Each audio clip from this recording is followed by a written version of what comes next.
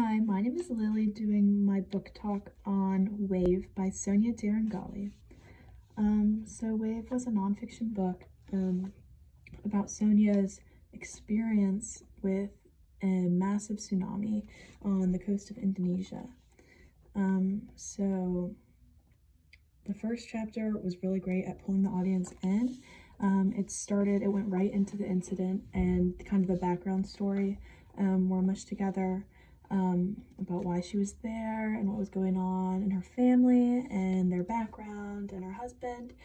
So it started off with that, and then immediately went into the wave itself, which took her family like by massive surprise, obviously, and then separated them. So at the very beginning of the story, you get into the wave, you get into what happened to her family on vacation, which is really interesting. And then so the entire book is basically based upon her life after the wave. So she searches for her family.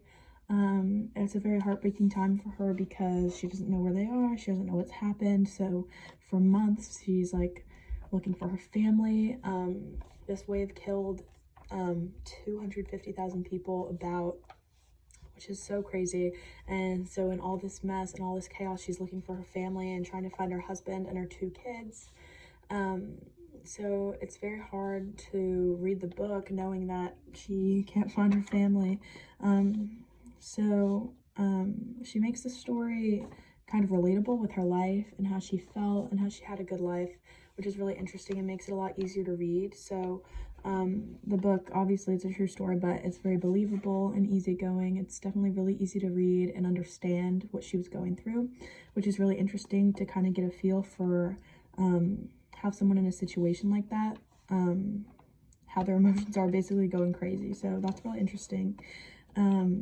It's a very inspirational story. It doesn't seem like it at first because she loses so much, and it's very scary to read, but it's very inspirational. She kind of tries her best to show that even people through the worst times, like what she had, can recover and can find something better for themselves and can go on with their lives.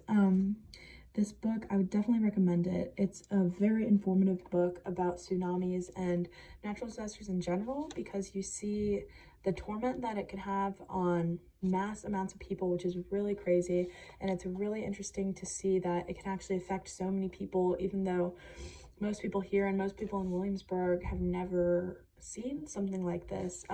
It's a great insight, reading from her point of view and how she felt for years after this event. So it's really interesting. It's really informative. The book can be boring at sometimes because it's very repetitive. It's a longer book for just a nonfiction about the tsunami. So it goes into 8 years of her life. So a lot of that, she's feeling the same way and going through a lot of the same problems.